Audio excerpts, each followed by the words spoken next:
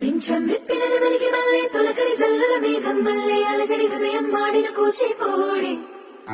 రంగుల దిద్దిన బొమ్మకు మల్లె కవితలు వద్దిన పుస్తక మల్లె సంతోషంలో ముత్తువయ్యమ్మాడి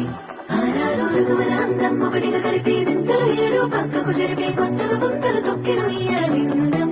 అమ్మమ్మో తాండవమాడే కృష్ణుడి నుండి వేణువ గానం తీయక పండి రాధకు ప్రాణం ముప్పొంగే ఆనందం